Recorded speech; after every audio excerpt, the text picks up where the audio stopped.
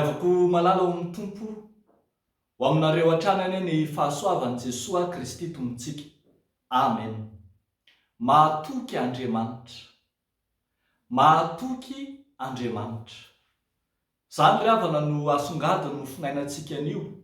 Atao amin'ny bokin'ny tantara faharoa toko faharoapolo, ny andininy fahadimy hatramin'ny andininy fahasivy. Mahatoky Andriamanitra. Mahatoky Andriamanitra. Mpanjaka tanora i Josafata raha tonga tao amin'ny fanjakana tao Joda. Fa naharitra 520 taona ihany koa ny fitondrany satria mpanjaka isan'izay nanao izay mahitsy teo anatrehan'i Jehovah izy. Nahatoky an'Andriamanitra tamin'ny nataony rehetra izy ary nanao izay mahitsy tahaka ny asa arainy. Ny nataony asa arainy ihany no nataony ihany koa sy ny tohizany, hany ka nahita fity teo anatrehan'Andriamanitra izy. Indro anefa tonga ny fahavalo, niara ny hevitra fahavalo telo tonta no indro mananontaniana any Josafata sy ny vahoakany Joda manontolo. Eo zany ny mponiny Amonita sy ny Moabita, fa eo ihany koa ireo izay lazaina fa mponina avy any akoatry ny Amonita na ny antsoina hoe Meonita zany. Ireo dia azo lazaina ihany koa fa fahavalo lehibe izay miaraka manotrika hamely any Joda sy Josafata. Teo anatrehan'izany dia ny varaontsana tanteraka i Josafata satria marobe dia marobe ny fahavalo ary foko telo no miaraka mamely azy: ny Moabita, ny Amonita ary ny Edomita, na ireo antsoina hoe mponina avy any akoatran'ny Amonita ozy izy, na ny Meonita, na koa le avy any amin'ny tendrombohitra Seira koa ny filaza azy. Ny any herin'i Josafata dia niditra tao amin'ny tranon'Andriamanitra nivavaka izy. Niditra tao amin'ny tranon'Andriamanitra mivavaka. Eo aloha dia hitantsika ny lanjan'ny tranon'Andriamanitra. Hoy filaza manao hoe ary Josafata nitsangana teo amin'ny fiangonan'ny Joda tao amin'ny tranon'i Jehovah teo anoloan'ny kianja vaovao. Fa rehefa tonga tao izy dia nanandratra vavaka izy sy ny vahoaka manontolo izay niaraka taminy. Nanao niantso fifadikanana mihitsy ary izy eo anatrehan'izao olana goavana fahavalo lehibe izay mamely azy ireo. Tsy vitan'izany, tsy vitan'ny fahavalo fotsiny, fa rehefa tohizantsika ny vaky teny dia enona ny vavaky Josafata dia aika ireto fahavalo ireto dia isan'ny olona izay nasiany soa ary. Nisy fotoana ireo tokony ho notoerina, tsy notoerina, tsy novonoiny fa navelany tamin'izao. Indro mamaly ratsy azy reto fahavalo izay nasiany soa. Nivavaka no ataon'i Josafata. Rehefa dinihantsika ny vavaka ataon'i Josafata eo amin'ny andininy fahaenina hatramin'ny fahasivy dia vavaka mampahatsiaro ny herin'Andriamanitra lehibe. Raha marina kokoa dia izao manao hoe vavaka mampahatsiaro ny asa izay efa nataon'io Andriamanitra lehibe, tompony hery, tompony fahefana, tsy misy tahaka azy ary tsy misy masaka anazy.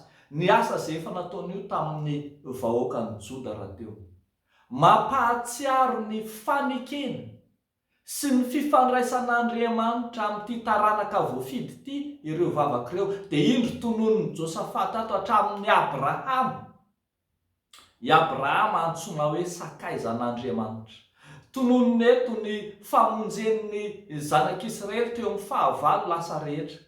ary fintinony eto amin'ny andininy fahasivo mivavaka izay nataony Solomona mpanjaka fahizay, Solomona razana, any amin'ny toko fahaeninany no ahitantsika izany vavaka izany. Izany rehetra izany dia mampahatsiaro ilay fanekena izay efa naorin'Andriamanitra tamin'ity firenena ity, ary dia indro Andriamanitra miazona ny fanekena. Miazona ny faneken'Andriamanitra ilay tsy mivadika mandrakizay. Miazona ny faneken'Andriamanitra na inona olana sy sakana eo amin'ny vahoaka izay voafidiny.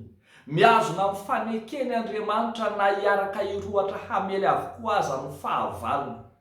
Miazona ny faneken'Andriamanitra ka tahak'izay efa nombany tamin'ny andron'ny Abrahama, nombany tamin'ny andron'ny Israely razana, nombany tamin'ny andron'ny Solomona, no mbola ombany ankehitriny. Rehefa toizantsika ny vaky ny teny, dia no hamarin'Andriamanitra ity vavaka Josafat ity manao hoe: hitaraina aminao amin'ny fahoriana izahay, dia hiaino ianao ka hamonjy. Dia niaino tokoa Andriamanitra ka nampiseho fomba tsy takatry ny saina, nanao otrika, namelo ny fahavalo, ary izy ireo samy izy ireo no nifandringana indray rehefa avy teo. Rehavako malala ho mitompo. Mahatoky Andriamanitra. Mahatoky Andriamanitra ka tsy mivadika amin'ny teniny. Isika olombelona matetika no miovaova. Isika matetika no tsy mahatoky. Fa Andriamanitra mahatoky, miazona ny fanekena. Tsy ny olantsika no lehibe, fa Andriamanitra mbola lehibe noho ny olana. Tsy ny fahavalontsika sy izay rehetra nasiantsika soa ka mamely antsika indray akory no olana eo amin'ny fiainantsika. Fahatsarovy fa Andriamanitra mbola afaka mihoatra lavitra amin'ny ireny. Andriamanitra miazona ny fanekena fa hoy izy manao hoe: mpanompoka ianao, efa nofidiko ka tsy mba nariko.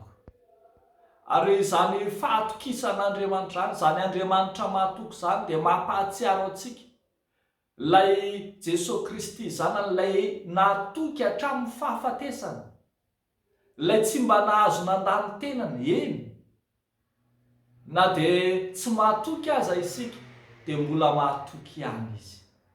Toetra fototra ao amin'Andriamanitra ny mahatoky, ka tsy miankina amin'ny toe-javatra izay miseho eo amin'ny fiainantsika na ny zavatra mandalo eo amin'ny fiainantsika no hampiova sy hiverenan'Andriamanitra lalana, fa miazona mandrakariva izy.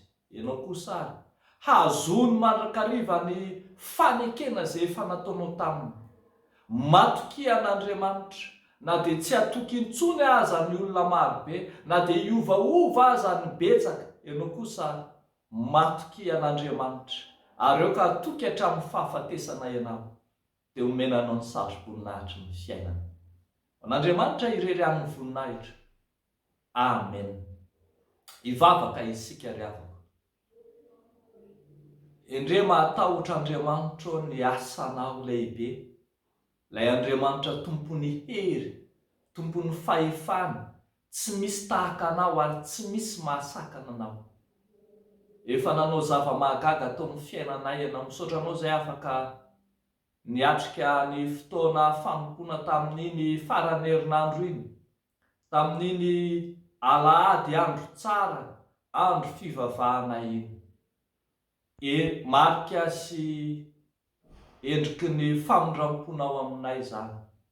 Ary ankehitriny izay omenao izao herinandro vaovao izao, ampitoero ambany fahasoavanao Andriamanitra, ary taio ny fiainana andavanandro ny mpanomponao tsiraray.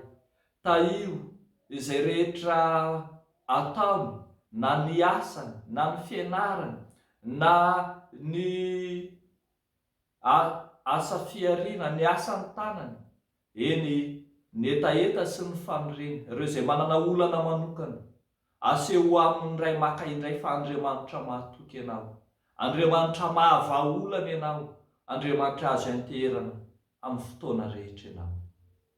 Dia amin'ny anaranao Jesosy nanaovanay sy angatanay izany mivavaka izany. Amen.